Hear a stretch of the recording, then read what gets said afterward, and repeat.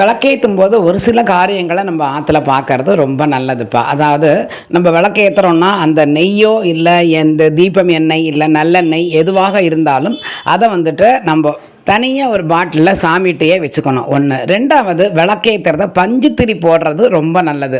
அந்த நூல் திரியை விட பஞ்சுத்திரி ரொம்ப விசேஷம். அது நின்று எரியும். ஒன்று. ரெண்டாவது, உங்களுக்கு நீங்கள் வந்துட்டு வாசக்கதவை திறந்து வச்சுட்டு விளக்கேற்றுங்க. விளக்கேற்றிட்டு வாசக்கதவை அட்லீஸ்ட் 1 மணி நேரமாவது திறந்துருக்கணும். நம்ம அது பாட்டுக்கு விளக்கை ஏற்றிட்டு உடனே 10-15 நிமிஷத்தில் வாசக்கதவை சாத்த வேண்டாம், கொசு வருது அப்படின்ட்டு நீங்கள் சாத்தக்கூடாது. 1 மணி நேரமாவது கண்டிப்பான முறையில் கதவு திறந்திருக்கணும். அந்த நேரத்தில் யாராவது சுமங்கலி ஆத்துக்கு வந்தால் அவளுக்கு குங்குமம் கொடுங்க. அது ரொம்ப விசேஷம். எப்போவுமே விளக்கை ஏற்றிட்டு ஒரு பழமோ கல்கண்டோ பொட்டுக்கல்லையோ ஏதோ ஒன்று நைவேத்தியம் பண்ணணும். அதே மாதிரி விளக்கை ஏற்றிட்டு நம்ம நெத்தியில் பொட்டு இட்டுக்கணும். நம்ம பொன் குழந்தைகள் இருந்தால் அதுகளுக்கு பொட்டு இட்டு விடணும். ஆற்றுக்கு யாராவது வந்து அவளுக்கு பொட்டு வச்சு விடலாம்.